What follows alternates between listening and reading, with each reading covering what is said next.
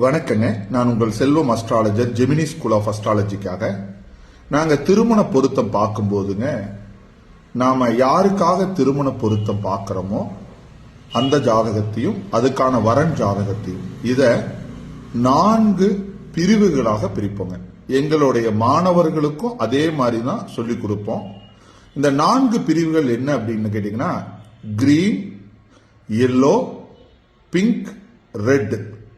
இந்த green yellow பாத்தீங்கன்னா ஓரளவுக்கு நல்ல ஜாதகம். பிங்க் கொஞ்சம் எச்சரிக்கையா செயல்பட வேண்டிய ஜாதகம். ரெட் ஒரு ரிஸ்கி ஜோன் ஜாதகம், திருமண வாழ்க்கைக்கு கொஞ்சம் ரிஸ்கி ஜோன் ஜாதகம்.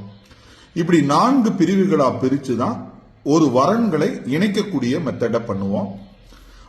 அப்படி பாத்தீங்கன்னா இது எப்படி நம்ம செலக்ட் பண்றோம் அப்படின்னு கேட்டீங்கன்னாங்க, ஃபர்ஸ்ட் ஒரு ஜாதகத்துக்கு குண கொடுப்பனை தான் பிரதானமானதுங்க. அதுதான் முக்கியமா எடுத்துக்குவோம். குண கொடுப்பனை அப்படின்னா என்ன அப்படின்னா, ஒருத்தவங்களுடைய கேரக்டர். ஏன்னா ஒருத்தவங்களோட கேரக்டர் தான் அவங்களுடைய திருமண வாழ்க்கையை நல்லது கெட்டது தீர்மானிக்குதுங்க. கோபக்காரரா இருக்காரு, பிடிவாதக்காரரா இருக்கிறாரு, கோஆபரேஷன் இல்லாத நபரா இருக்காரு, அன்பா இருக்கிறாரு, அரவணைச்சு போறாரு, கேரிங் மைண்ட் இருக்கு, ரொம்ப ஒரு அதட்டலா இருக்கக்கூடிய கேரக்டரா இருக்காரு. இப்ப இதெல்லாம் கேரக்டர்ல டிசைட் ஆகிறதுனால இதுக்கு குண கொடுப்பனை அப்படின்னு வைக்கிறேங்க.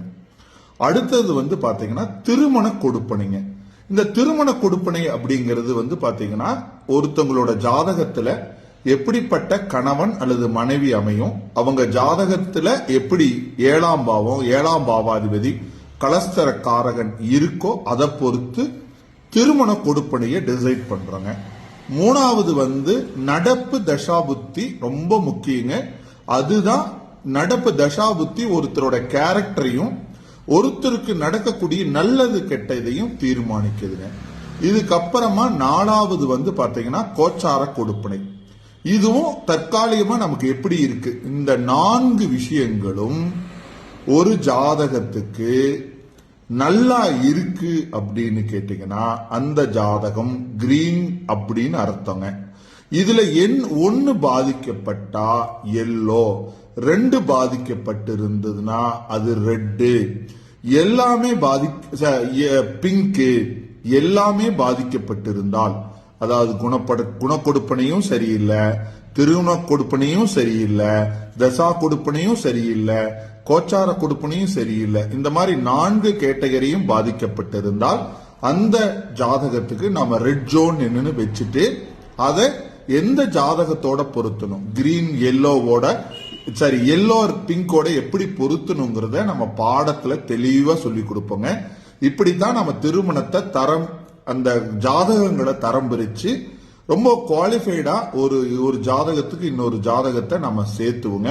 இதுக்கான பாடங்களை வரக்கூடிய ஜனவரி 15ஆம் தேதியிலிருந்து திருமண பொருத்த பாடம் நடத்த போறோங்க. யாருக்கெல்லாம் விருப்பம் இருக்கோ திருமண பொருத்தத்துல வெற்றி அடையணும்னு நினைச்சீங்கன்னா நான் கீழே கொடுத்திருக்கிற டிஸ்கிரிப்ஷன் நம்பருக்கு கான்டாக்ட் பண்ணுங்க.